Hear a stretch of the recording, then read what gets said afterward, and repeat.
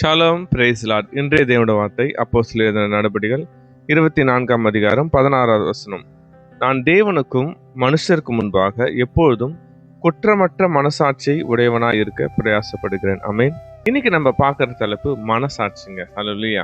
நம்ம வாழ்க்கையில கூட அநேக சூழ்நிலைகளை நம்ம நல்லதான் பண்ணியிருப்போம், ஆனால் சுற்றி இருக்கோம் நம்ம புரிஞ்சுக்காம இருக்கலாங்க. நம்ம நன்மையே செஞ்சிருப்போம், ஆனால் அது தீமையான காரியமா பலரால் எண்ணப்பட்டிருக்குங்க. மற்றவங்களுக்கு நம்ம நல்லதான் செஞ்சிருப்போம், ஆனால் அவங்க நம்ம மேலே தீமையான பல விதமான காரியங்களை நம்ம மேலே சொல்லியிருக்கலாங்க. இதனால ஒருவேளை நம்ம மனசு வருத்தப்படலாங்க. ஆனால் இன்னைக்கு ஆண்டவர் சொல்றார், மகனே இல்லை, நீ தேவனுக்கும் உன்னோட மனசாட்சிக்கு நீ உண்மையா நட, அது போதும் என்று கர்த்தர் சொல்லுகிறார். ஹல்லேலூயா.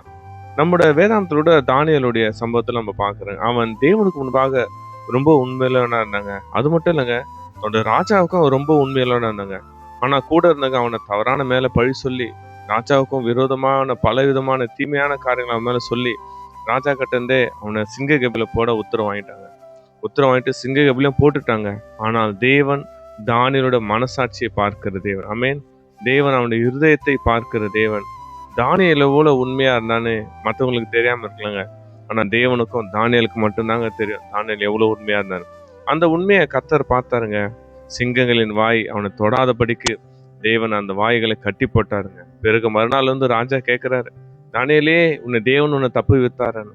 அப்போதான் தானியேல் சொல்லுவாருங்க, ஆண்டவனே, நான் என் தேவனுக்கும் உமக்கும் முன்பாக நான் எந்த தீங்கும் செஞ்சதில்லை, அதனால தான் தேவன் என்னை காப்பாற்றினார். ஏன்?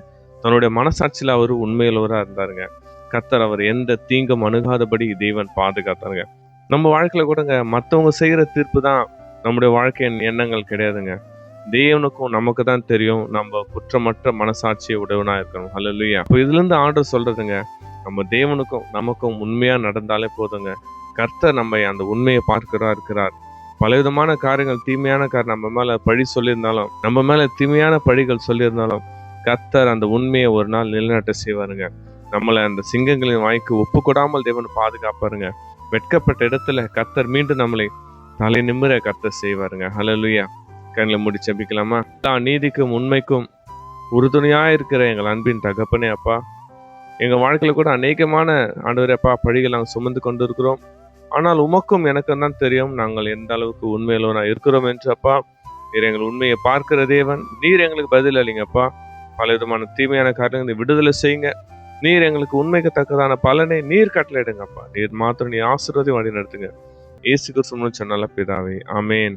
தேவனுக்கும் நமக்கும் உண்மையில மனசாட்சியா இருப்போம். தேவன் நம்மளை மனதார ஆசீர்வதிப்பாருங்க. ஷாலோம். தேங்க்யூ. God bless you.